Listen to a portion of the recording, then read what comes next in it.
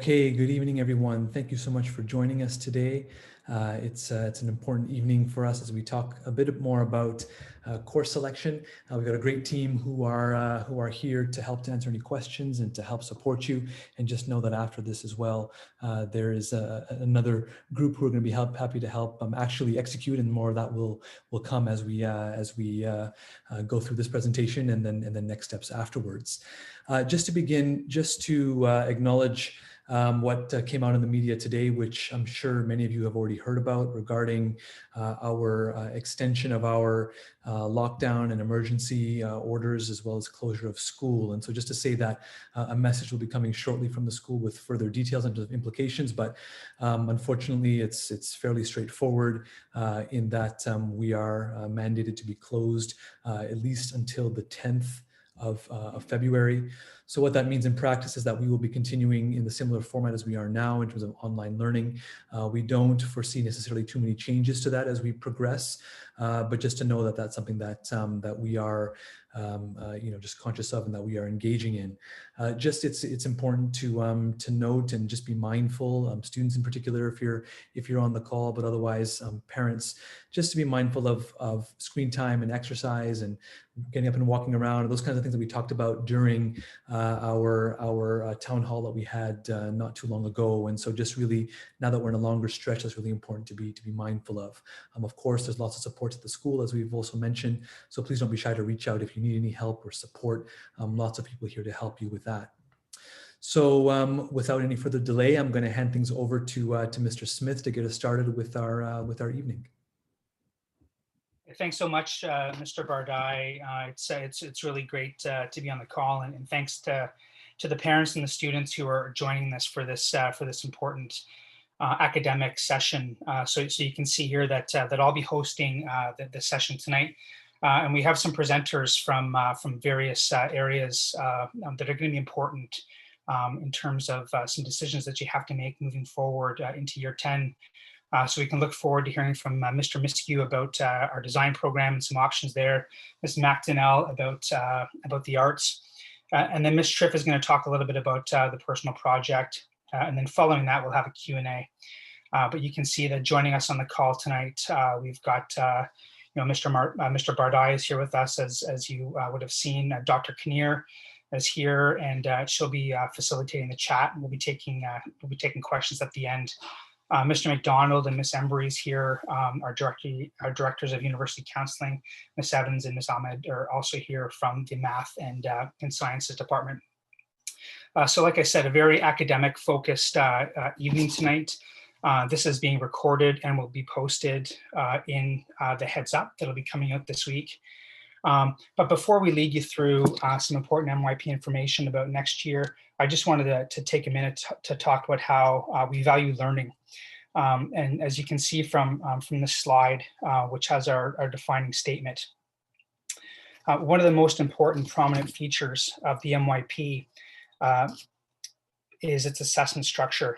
MYP's assessment is very detailed, and it forms the foundation of our academic program here at UCC. You've heard me talk about subject-specific assessment criteria, where each subject has 4 discrete criteria that's assessed. We know that in order to provide students the opportunity to demonstrate their learning across these 4 discrete criteria, that it's important that we design and deploy a variety of rigorous tasks that require our students to work and think in different ways, and that feedback must be rich as a way to set the students up for growth.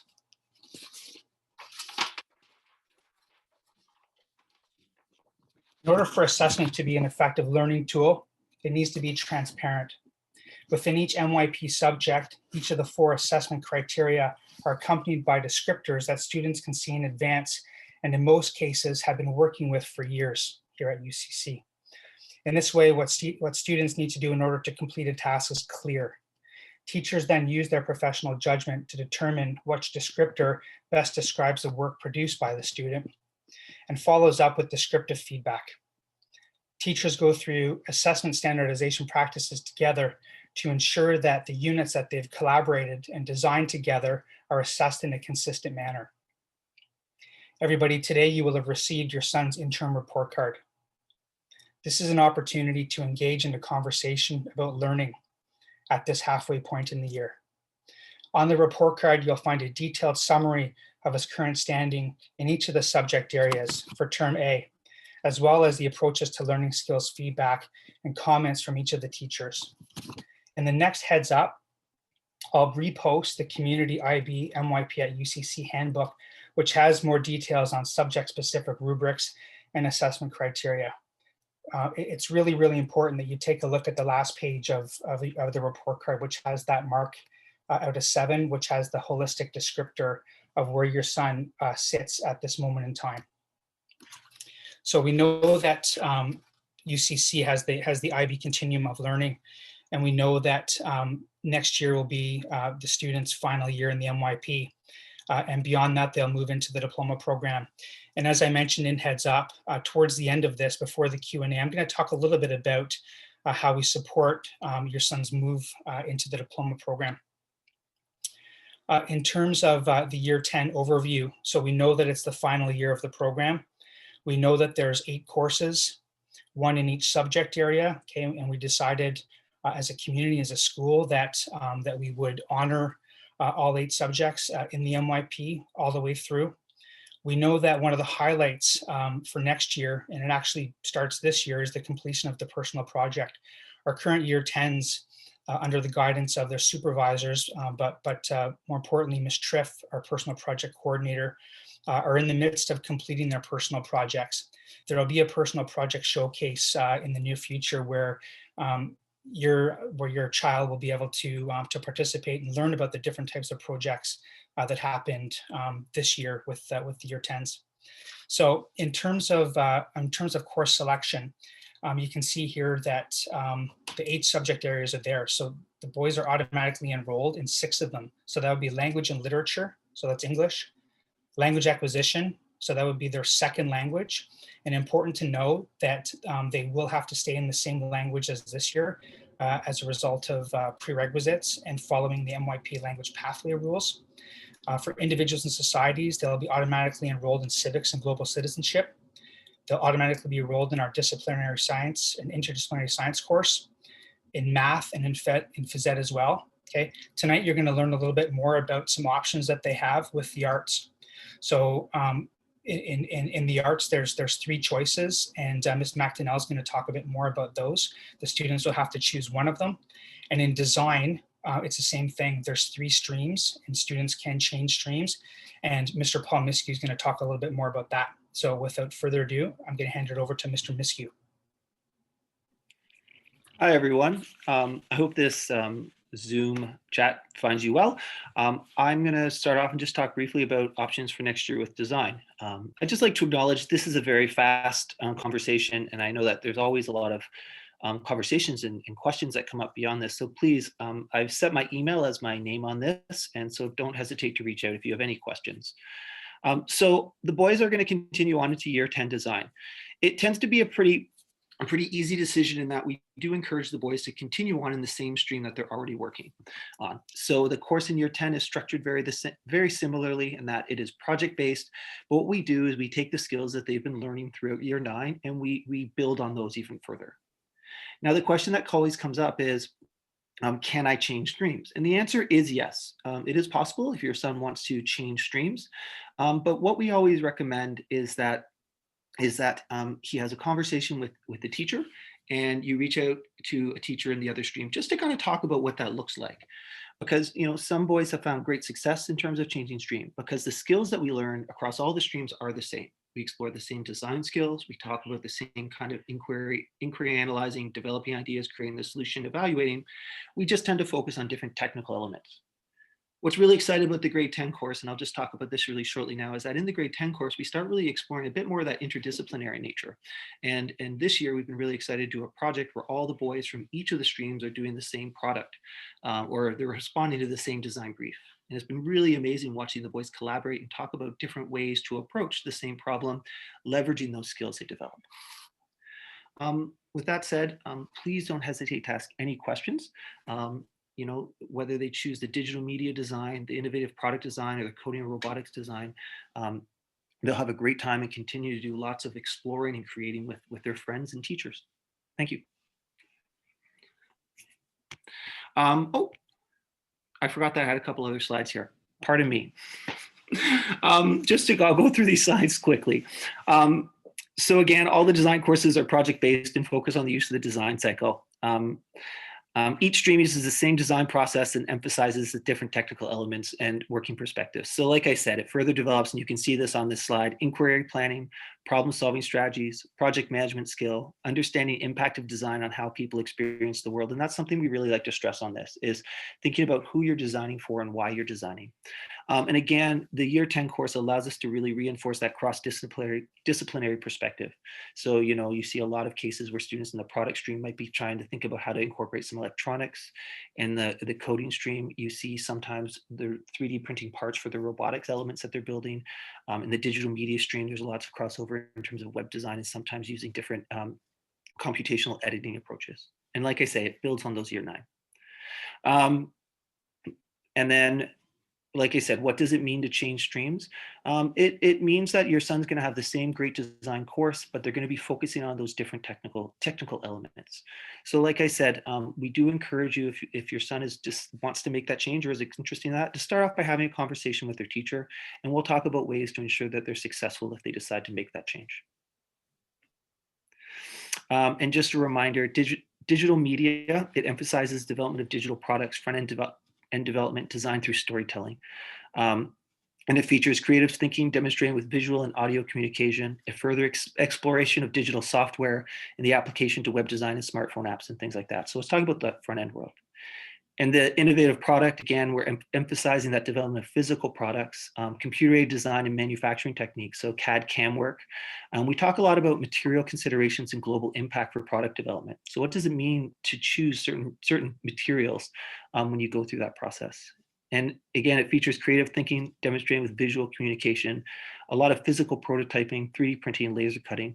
We're really excited about the work that they've been doing with Fusion 360, and we've seen some really fascinating work that the boys have been creating with that software.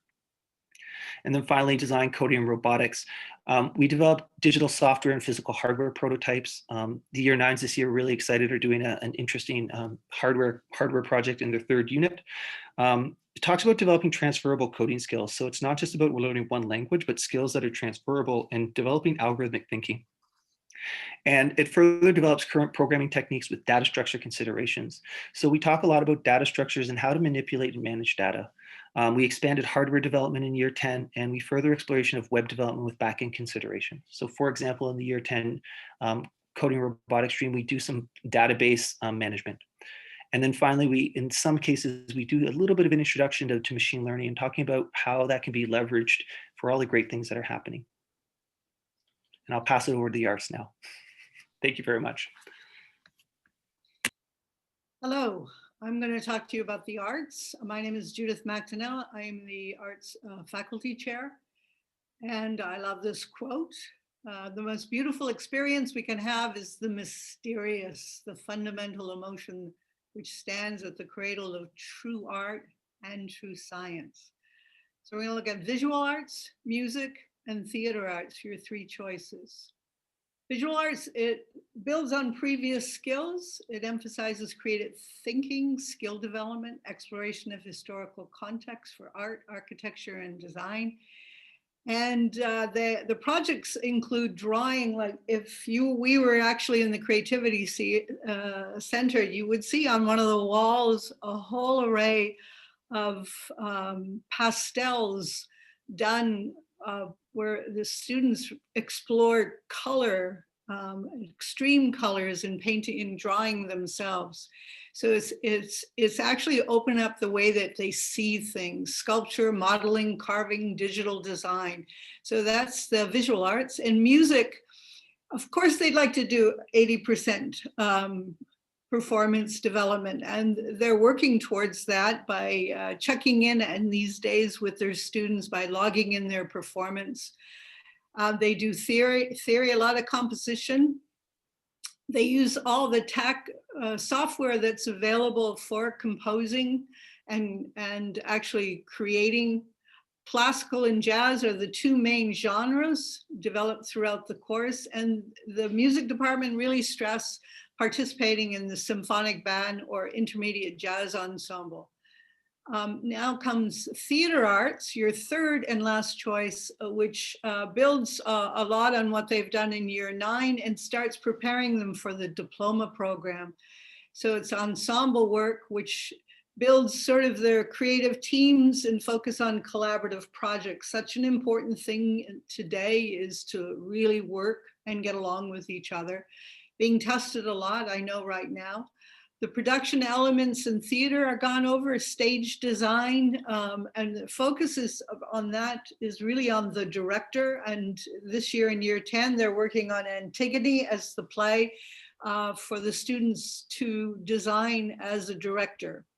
And then there's journal reflections with action plans, production elements, concepts, artistic choices, mindfulness, reflecting on the development and refinement of their work, which is a skill that they need if they in year 10 and if they continue in the diploma program. And the last is the use of research and how they use it in many, many different ways, in particular in developing performances with a focus on a theorist as a sort of a framework of how to perform, or traditions, because it's an international mindedness within the IB program. The traditions allow them to look at things like Beijing opera, or originally called Peking opera, Banraku, any of the aspects anywhere in the eastern part of the world and the West that they're not familiar with. So those are your 3 choices: music, visual arts, and theater. Thank you very much. So some really exciting options there between design and the arts, and just a reminder that the students do need to choose one from each of those subject areas. At this point, I'll pass it over to our wonderful personal project coordinator, Ms. Triff.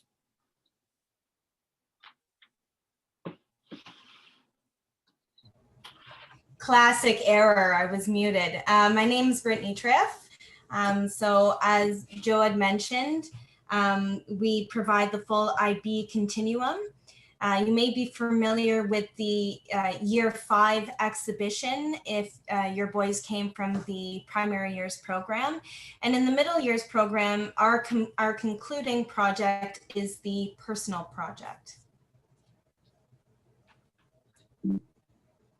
So what makes the personal project so unique is that it really is designed to be student-centered and self-directed. So we really want them to be focusing on some type of project that is interesting to them and they are very passionate about and may not, devote the time to doing otherwise. So as I mentioned, it should be self-directed. And it's over this extended period of time. And because of this, we have all of these other strategies that they have to be incorporating, like managing their time and keeping organized and logging their process journals, for example. So the main overall goal is that the outcome that they are creating, whether it be either a physical product, or it could also be some type of other outcome, such as a fundraiser, that they're thinking about responsible action. So what steps can we be taking to be solving some greater world issues? And the personal project follows these 4 phases, very similar to the design cycle. So there's an investigating phase where they primarily do research, followed by their planning phase, taking action where they are actually creating their product, and then reflecting where they're thinking about their ability to manage their time and keep organized, but also on the product itself. So I thought you may be interested in looking at some of the scope of what these projects look like, and they are exceptionally varied. The first one here is, how can I translate my basic oral knowledge of my parents' native language to be able to learn about my family heritage and culture and be able to write my family story?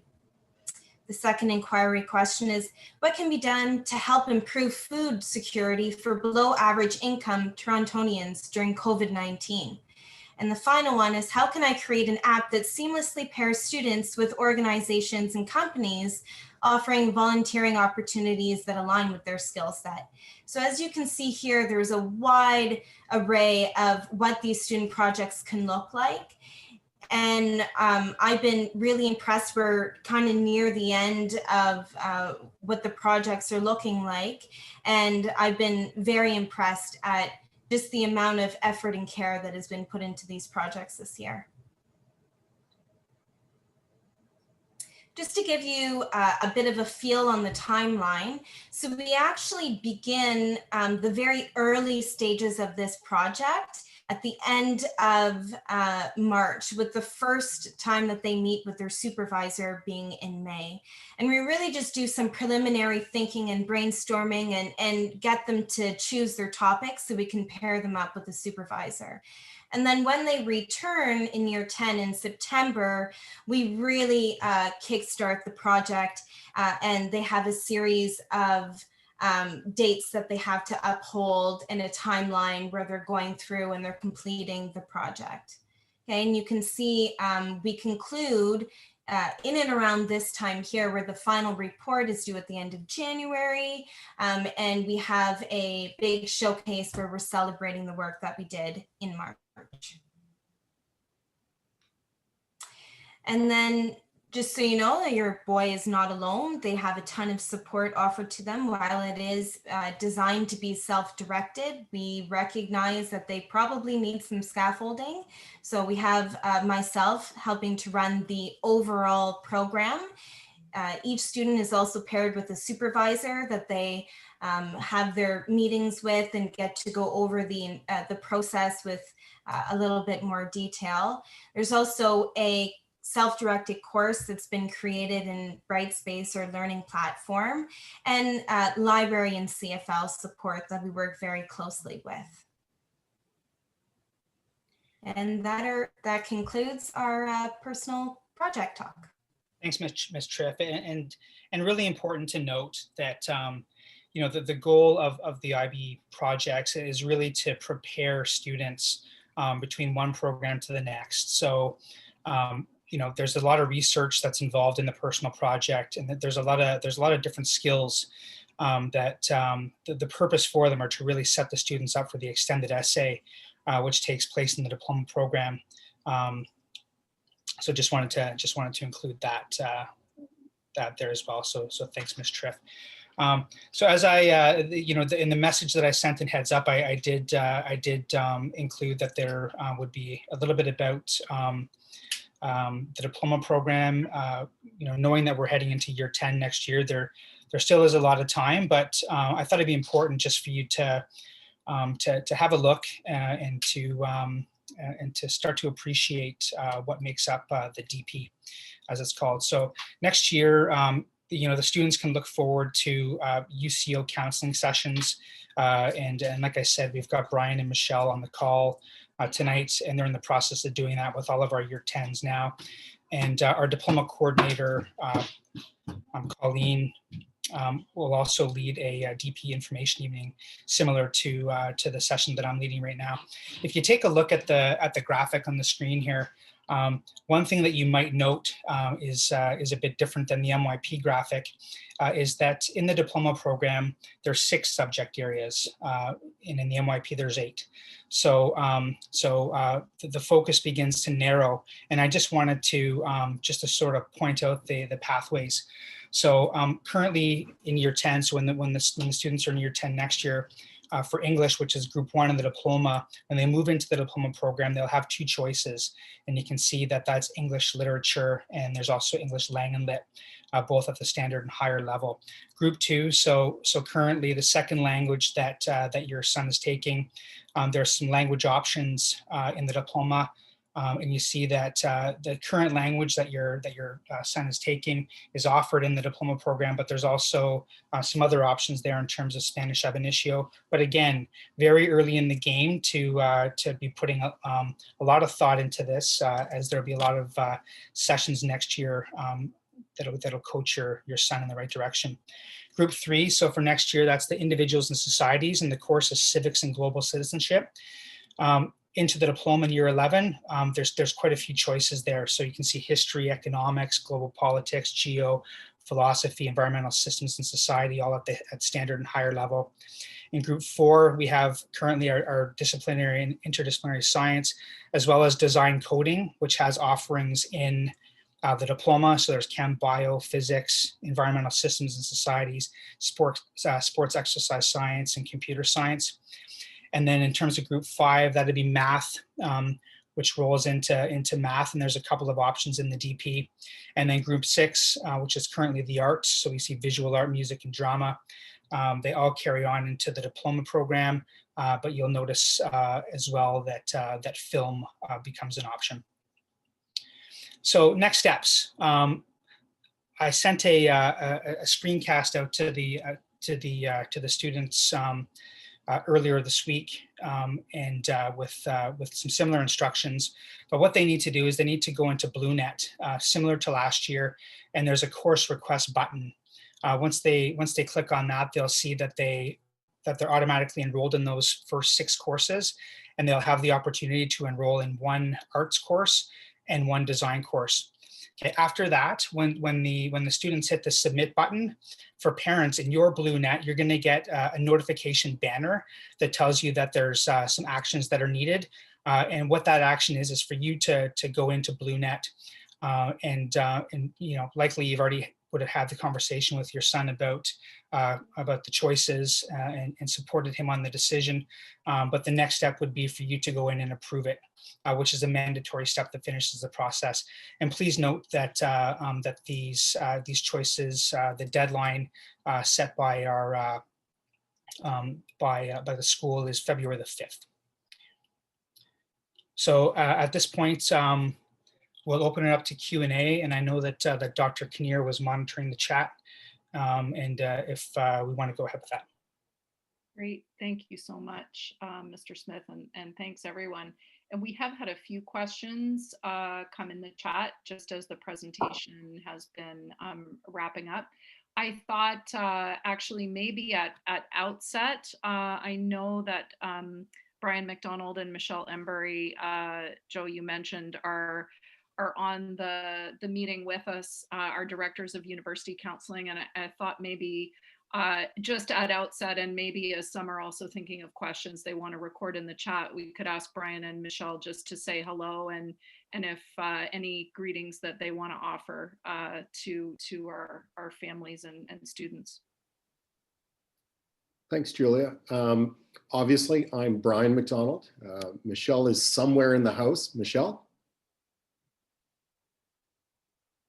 Michelle's not in the house, apparently. I am unmuted now. Hi, everyone. It's great to see some of you on, but we're happy to be here to be part of this conversation. I think what's so interesting is we are right now in the middle of the grade 10s having their courses, course selection for the DP program. So as you probably know, as parents, time will fly very quickly. And before you know it, they will be having those meetings with us and kind of looking forward to the final 2 years of their time. So we don't want to rush you there, but we also want you to know that we are more than happy to answer any questions you may have. We'd much rather someone ask any question than to feel like they may not either understand a path for courses or what their options that are open to them with regards to the courses maybe they're thinking in year 10. And before we sign off, the last thing is, as Joe mentioned, we work very much with the year 10s and the year 11s and obviously the year 12s. But we also welcome the input and the questions during the year from the year 10 students as well as their parents. So please feel free, even this year, year 9, year 8, if you have a question, reach out to us, send us an email. We'd be more than happy to give you a very truthful answer. That's great. Thank you so much. And now I just want everyone to know that I am seeing the questions that are coming, and I might take them in a slightly different order, just depending. And there were a couple that were specific to the choices for the year 10 program. And I'm going to start there. And one was just about, and Ms. McDonnell, I'll maybe ask you to address that. It was just around how difficult it might be if a student is in music currently, to make a switch into art in year 10, and is that possible? And if Yeah. so, how hard is that? It's not hard at all because your son studied visual arts in year 8, and a lot of the skills that he had in year 8 in visual art is what's built on in year 10. So I don't think he would have a problem at all. And yeah, that's the answer. Thank you. And then just with regard to personal project, perhaps as another element of the year 10 program, Ms. Triff, just seeing the question there about supervision, how does it work with students getting assigned a project supervisor? Is that assigned or do they select? It is assigned. There's a few steps involved. We start out with getting them to pick their inquiry question. We spend a little bit of time doing that before they even get assigned a supervisor. And then from there, I try and pair up based on expertise, students and supervise together. So it could be something as simple as I actually know one supervisor loves to play guitar and another student is trying to learn. So it isn't always paired up based on subjects. Sometimes it's based on personal interest. And what we did this year, and I'm going to try and bring this forward, is I let supervisors actually pick their top 5 choices to try and promote connection through interest. And then I end up assigning. There are a few rare cases where students come to me and ask specifically to work with a person. And of course, any good justification, and we will make sure to make that happen. Great, thank you so much. Mr. Smith, maybe could you speak to, just in terms of how the program looks overall, there was just a question of clarification about how many subjects will have an enriched stream next year in year 10? Yeah, so in terms of enriched, there's the math stream, and I know that I believe that Miss Evans is on the call. If anybody's interested in learning more about that, and then in terms of French, I know that there's the standard level, and then the higher level. In terms of enrichment, those are the 2 subjects that specifically have those pieces. And in terms of placement, the way it works is that typically, if your son this year is in enriched, when he signs up for math, the math department goes through and will typically keep the enriched students in enriched. And if there's students that want to move up, there's the conversation that happens there. Okay, and the same goes for French, actually, or languages. I know that Mrs. Evans is on the call, and I wonder, Ms. Evans, did you want to add anything on mathematics and the transition from year 9 to year 10 for this question? Yeah, there's a nice transition from year 9 to year 10 in that students in year 8 and 9 are working in the problems-based course for 2 years, and then they transition into the year 10 enriched program, and which is more of a traditional program, and in preparation for the HL stream for when they enter the DP program. At the standard level, it's very much the same. So the students basically will be placed by their teacher. And again, as Mr. Smith said, if there's any changes in terms of stream from the sort of the regular stream to the enriched stream, that happen, conversations will happen with the boys and the families in conjunction with their teachers. And also if students are in enriched and they choose to go into the standard level, this sort of the same process will happen. But for the most part, if they're in the enriched stream in year 9, they will continue in that way in year 10, and also if they're in standard in the regular stream, that's the stream that they will be in for grade 10 in general. Thanks so much. Now, I note that in the latter part of the presentation, Mr. Smith talked about just pathways from year 10 into the diploma program, and then showed some of the options that are available to students in year 11. And that has prompted some questions about what different aspects of the year 11 program look like. And I can see that Mr. McDonald had responded to a query around English in the chat, those different English courses, which is helpful. I noted that there were a couple of questions with respect to computer science in the diploma program. And Mr. Miskew, I know that you're here, and perhaps the questions were specifically around the best design prerequisite or lead in to DP computer science, and is DP computer science mainly coding or something else? And just wondering if you could offer a brief comment on that. Yeah, the first thing to say is that there's no prerequisite for DP computer science. DP computer science, we do start from ground up. But that said, when students do come with experience, we're able to progress through the material in different ways. So if your son has taken design coding, HL is probably a really easy option for them, and it's a really good option for them. If your son is currently in one of the other design streams, DP computer science still could be a wonderful course for them. And as a starting point, we recommend standard level, which is SL. However, I just always encourage the students to reach out to me and the parents to reach out to me and we have a conversation. Every year we have a couple students who are new to programming that enter DP computer science, and they find great success and they progress really well. In terms of the amount of coding, the DP computer science program, it has a lot of programming in it. It's really focused on algorithmic thinking and developing those core skills around computer science that are transferable. It is rooted in the NYP design program in many ways. And in fact, there's a really wonderful project where you develop a piece of software for a client where the boys can choose any type of software platform that they want to use. So we have some doing web development, some doing Java. It really depends. So I hope that answered your question, but please don't hesitate to reach out, and I'm happy to get on the phone or jump on a virtual meeting with you.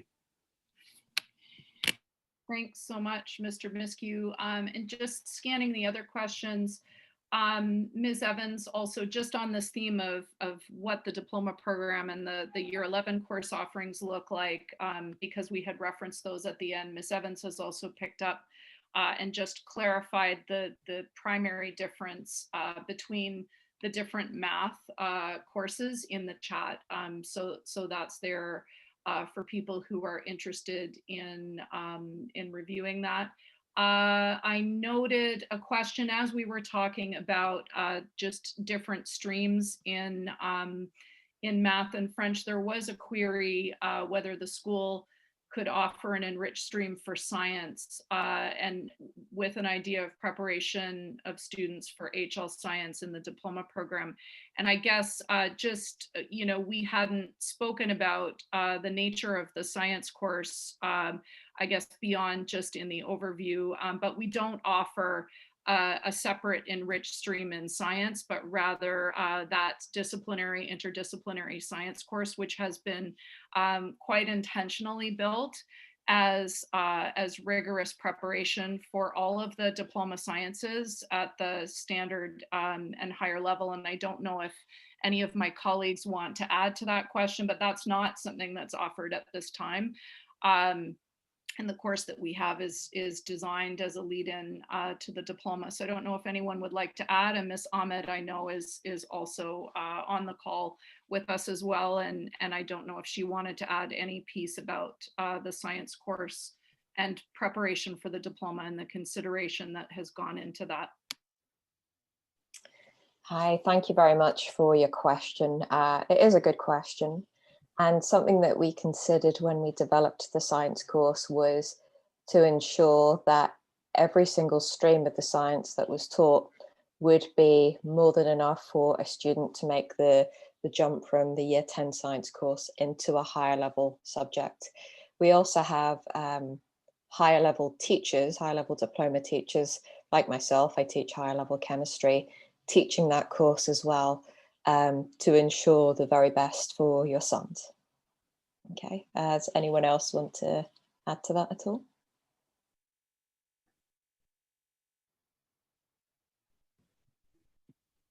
Thanks for that, Ms. Ahmed. I noted just a question as well in the chat, and again, this is sort of also foreshadowing the future and diploma program and looking at the distinctions between French A and French B, and French A being more designed for native speaker, mother tongue students of French. That's the distinction between the A and B language, just in brief. I think that, that captures the bulk of questions I've seen to this point in the chat. There was one that was raised and addressed in the chat around the comparison of IB to AP, and just a query around universities and should students be considering taking some AP courses. And Brian, I noted that you responded in the chat, and I wondered, was there any aspect or any comment that you wanted to offer to the whole audience on that question? Sure. So first of all, I really like the question because it's something people wonder about. And two things, they're always wondering about comparisons between one and the other. While the AP is a very good program, the one thing everybody has to understand about the AP program, it's really not a program per se. So if someone tells me I'm at an AP school, you really haven't told me that much, except that you might have done one AP or two AP. It doesn't tell me whether or not you wrote the AP exam. The beauty about the IB diploma program is every university around the world understands two things. They understand that it's rigorous, and they understand that the students are all sitting the same examinations. It's very well respected. And in fact, if you're looking for application status for US colleges, and I mentioned in the chat, it'd be a bit confusing to see a student who's presenting both the IB diploma, which quite honestly, the rigor is very high, at the same time as having a few APs. The diploma itself is viewed as one, if not the top academic preparation program in the world. And to see students throwing in APs would make the university actually wonder, wouldn't it be better that you'd be spending your time doing something else? And Michelle and I both read applications for Berkeley. And I can tell you that Berkeley, all the American universities are very familiar with the diploma program, and they respect it. For a reader, like I said, as soon as I see that you're doing the full diploma, all our students here at UCC do the diploma program. We know what we get. So I can easily answer this one. It would be actually decrease the attractiveness of an applicant who presented the IB diploma as well as APs. And maybe I'll just grab this because I see there's another one here about, do US schools pay close attention to whether students take more SL versus high level courses? In the diploma program, as you'll find, students are required to take 3 courses at the standard level, SL, and 3 at the HL level. So they're not looking at how many, because all our students will present the same number. For a few universities, for a few programs, they will look at specific HL courses, but those are very few. So for instance, if we had a student applying to Caltech, they would expect to see one of the 2 math courses at the HL level. They'd probably expect to see either chemistry or physics at the HL level. But otherwise, it's viewed as a package. They're looking at the breadth, the liberal arts and sciences education that students are presenting, with very little attention actually to the specific HLs or SLs the student chooses. I hope that helps. Thank you so much for picking up that question. That captures, I think, all of the individual questions that I've seen messaged either directly to me or to everyone in the chat. And I wonder perhaps to throw it back to you, Joe, for some closing thoughts, and also to invite, if there are others who have presented, or Mr. Bardai as well, if there are any closing comments or final things that that our presenters wanted to add tonight. But Joe, maybe I'll turn it back to you for next steps. Yeah, so so we had over 100 members of our community on the call tonight, and I want to thank you, UCC faculty and staff, and I want to thank the parents and the boys. We're a strong community, and we're looking forward to continuing the journey, shepherding the students through the MYP and into the diploma. Please do keep an eye on BlueNet, and please remember that deadline of February 5th. We'll get the boys all enrolled in their courses and start preparing for year 10. Thanks, everyone.